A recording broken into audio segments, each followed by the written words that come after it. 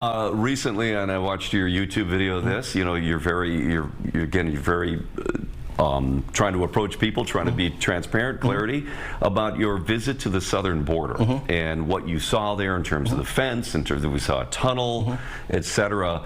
But then people wonder, why is the police chief from Bloomington, Minnesota going to the southern border? How did that happen? So I went down as part of North Central HIDA, which is Minnesota and Wisconsin. HIDA? Yes, High Intensity Drug Trafficking Initiative. Okay. So it wasn't just me. We had a bunch of police chiefs and a bunch of sheriffs that went down to visit the border and connect with the HIDA down there in San Diego. But again, why do police chiefs from this region? How does that? What's the purpose there professionally for you then to visit the other side of the country? How does that help you do your work here? 100%. So we do a lot of work with the airport here, and we have a lot of drug trafficking and human trafficking activity that comes from the southwest border that comes directly to Minnesota. So for us to look at the tactics that these people are using, so like looking at the vehicle scanners they use to do the x-rays,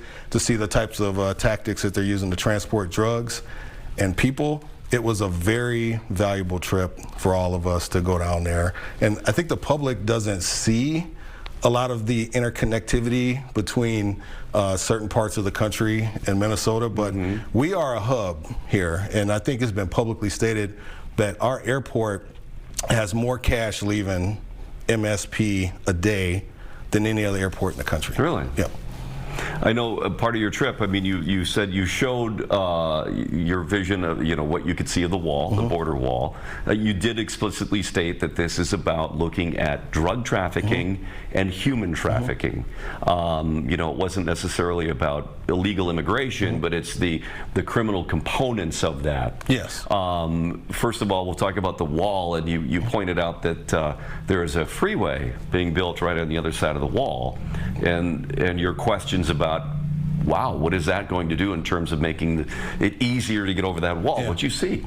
Yeah, so it was, and again, I said about the geopolitical politics, actually see that up front, right? So, you know, you hear locally, we're building this big wall. Okay, well, what does that mean? You know, what is that going to do? And when you go down there and you see that the government of Mexico is building this highway right along the wall, it's like, okay, right? You've accomplished the goal of not allowing people to, in theory, come through there, which is going to lessen the amount of human trafficking and drug trafficking.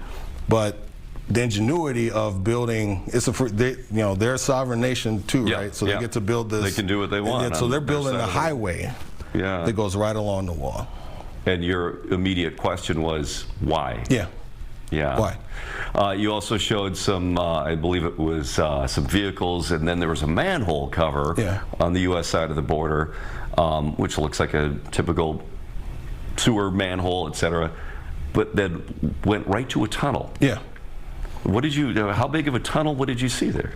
So you went down, and the sophistication of these people to dig these underground tunnels, I think a lot of times we don't see in Minnesota. So you go in and it's a tunnel that goes, it's probably, you know, football field's length from the American side to the Mexican side of the border, and it had electricity in it. So, really? You know, you could drive across, not drive across, but they could run a cart or people could crawl through it. Wow. No, and that's, I think, you know, we don't make these drugs in Minnesota, right? And I think that's my message and why we went down there as a HIDA. We don't make these drugs in Minnesota. They're getting here somehow. So what do we need to do to continue to try to stop that? And so your visit to the southern border is specifically to look at the ways that these drugs are being trafficked into the U.S. and ultimately winding up here in your jurisdiction. And the tactics they're using to detect them. And I'm not going to get into all the tactics that they use to detect drugs that are transported, but I did put a semi-trailer on there. And how many semis do you see rolling down the street here in Minnesota? Quite a few. Yeah, I mean, all over the place. Yeah. Wow, very interesting.